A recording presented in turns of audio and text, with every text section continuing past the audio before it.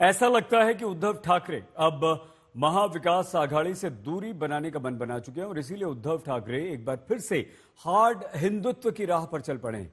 उद्धव ठाकरे ने कहा है कि वन नेशन वन इलेक्शन से पहले मोदी सरकार को हिंदुओं के मुद्दों पर ध्यान देना चाहिए। उद्धव ने पूछा कि क्या उनका हिंदुत्व केवल चुनाव तक ही सीमित है।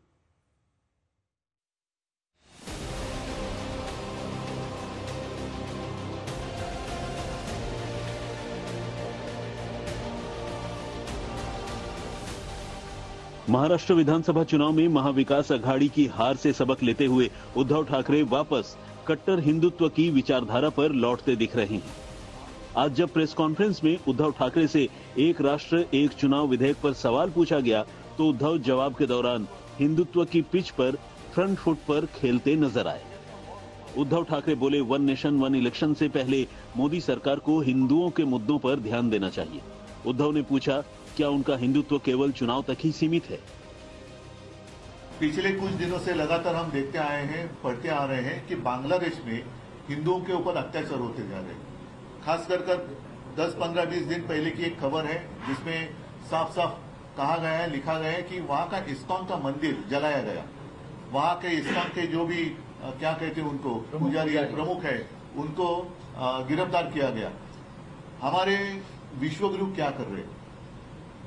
पिछले 2-4 महीनों से वहां हिंदुओं के ऊपर अत्याचार चल रहे हैं। वहां से शेख हसीना जी यहाँ अपने देश में आई, ऐसे मैंने सुना था, पढ़ा था।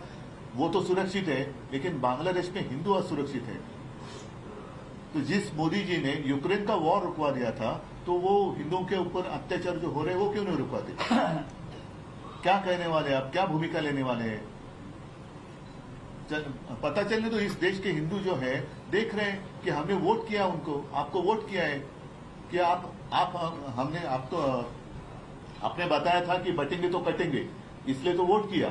तो बांग्लादेश में हिंदू काटे जा रहे हैं, आप क्या करने वाले हो बताओ।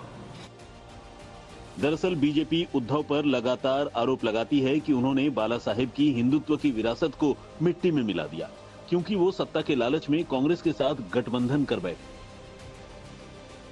ये नकली शिवसेना वाले, इन्होंने बाला साहब को धोखा दिया, इन्होंने शिव सैनिकों के बलिदान को धोखा दिया। सत्ता के लिए ये राम मंदिर को गाली देने वालों के साथ चले गए। सत्ता के लिए ये मुंबई हमले के बाद पार्टी कर रहे लोगों के साथ चले गए।